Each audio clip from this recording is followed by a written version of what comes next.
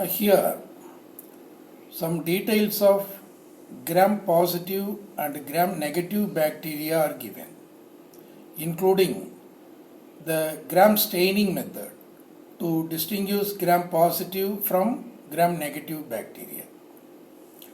Now mainly the differentiation is done based on the difference in the composition of cell wall between the two types of bacteria. Now here you see the diagram. This is the cytoplasmic area of bacteria, and then just outside, immediate to the cytoplasm, there is the plasma membrane. Now here in this case also you can see the plasma membrane outside the cytoplasm. Then outer to the plasma membrane there is the space, periplasm space, and in this case also you can find the periplasm. And then outer to the periplasm there is a thick peptidoglycan layer.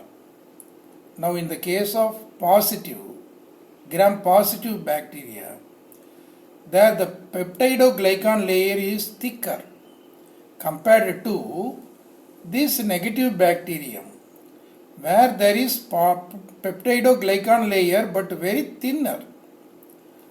Now here you see the size of the peptidoglycan layer between positive bacterium and negative bacterium.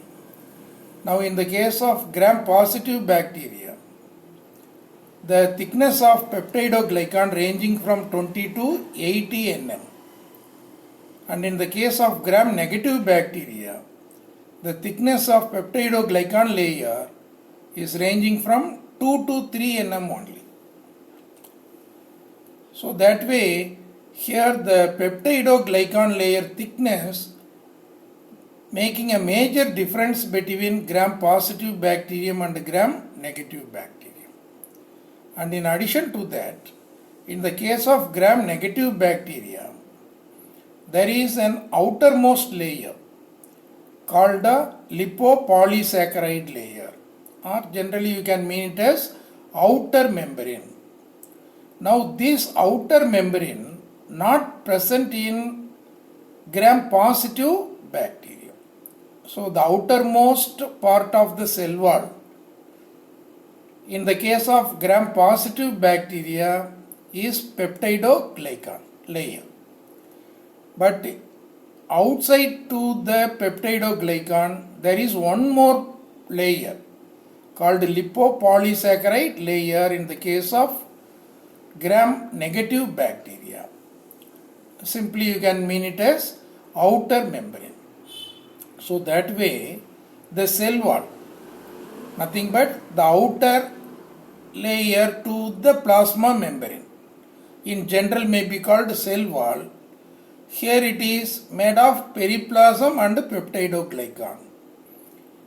Now in the case of gram negative, it's made of periplasm and a thin peptidoglycan and the outermost lipopolysaccharide layer. Now a method was developed by bacteriologist Hans Christian Gram in 1882 called gram staining method for differentiating this gram positive bacterium from gram negative bacterium. Now here some steps of the method of gram staining method. Take a drop of bacterial culture as a sample, place it on a clean glass slide, and then add a few drops of stain, crystal violet stain. And after about 1 minute, you can add one more solution called grams iodine, nothing but a solution of potassium iodide. And after about 1 minute, the content may be washed with a 95% ethyl alcohol or acetone. Now this can be put drop by drop for about 20 seconds when the decolorization may occur. Decolorization means that the further entry of crystal violet into bacteria may be prevented, and in addition to that, the stain, if anything got into some bacteria, that is the gram-negative bacteria, may leak out as they are not accepting this crystal violet inside. What is said to be decolorization. Now after the decolorization process, you can add one more stain to the same simia, safranin. This is added as the second stain in the process, accordingly called a counter stain, and keep it for 45 seconds. And then gently flood it with the tap water. Nothing but simply washing it with the tap water and dry it on a filter paper. Simply you can place it on a filter paper to wipe out the water drops. Now if you put this under microscope, you can find some of the bacteria may got stained in purple color, and some of the bacteria would have got this color light red or pink. So whichever appear a purple may be called gram-positive bacteria.